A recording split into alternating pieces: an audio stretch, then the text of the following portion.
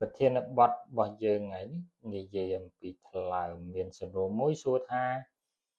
ខ្ញុំក្រិនថ្លើមអត់ដឹងខ្លួនទេលោកគ្រូឥឡូវនេះវាមានទឹកដក់នៅពោះបន្តិចតើយើងអាចព្យាបាលវាជាដែរអត់អូខេខ្ញុំកណាសូមក្រាបថ្វាយបង្គំព្រះថេរានិងថេរៈគ្រប់ព្រះអង្គជំរាបសួរអាយដាមលោកជំទាវលោកស្រីអ្នកនាងកញ្ញាថ្ងៃនេះប្រធានបទយើងនិយាយពីថ្លើមបន្តិចចំពោះថ្លើមយើងនិយាយតែពីរសំខាន់ទេណាបាទតកតងមួយនឹង hepatitis B ហើយនឹងការក្រិនដោយសារផឹកស្រាក៏ធ្វើឲ្យក្រិន hepatitis B រ៉ាំរ៉ៃក៏អាចធ្វើឲ្យក្រិនដែរយើងយកពីរនឹងមកប្រឹក្សាគ្នាដោយសារវាសម្បូរស្រួលទេបើសិនជាយើងក្រិនថ្លើមដោយសារស្រាជប់ផឹកស្រាទៅជប់ផឹកស្រាចឹងទៅសាច់ថ្លើមវាអាចជួយខ្លួនវាអាចត្រឡប់មកទៅជា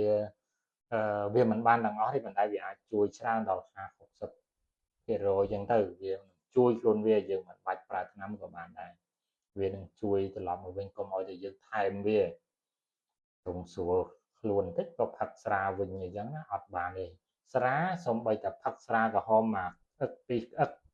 ដើម្បីទៅបានថាសុខភាពដែលចាស់ពីមុនមកថាផឹកស្រាតិចតួចតែសុខភាពអត់ទេ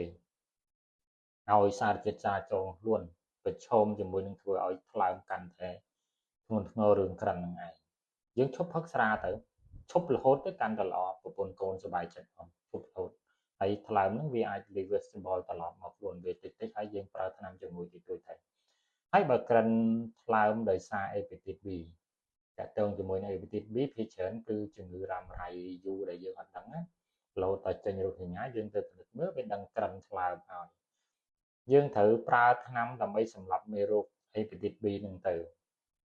វាពេលសម្លាប់មេរោគអស់ព្រោះមេរោគហ្នឹងវាទៅអត្តជាមួយនឹងសាច់ថ្លើមហ្នឹងអាចធ្វើឲ្យកាន់តែក្រិនបើមានក្រិនវាកាន់តែក្រិនអញ្ចឹងណាវាមិនទាន់ក្រិនវានឹងវិវត្តទៅក្រិនអញ្ចឹងយើងត្រូវប្រើថ្នាំជំនួយវាមក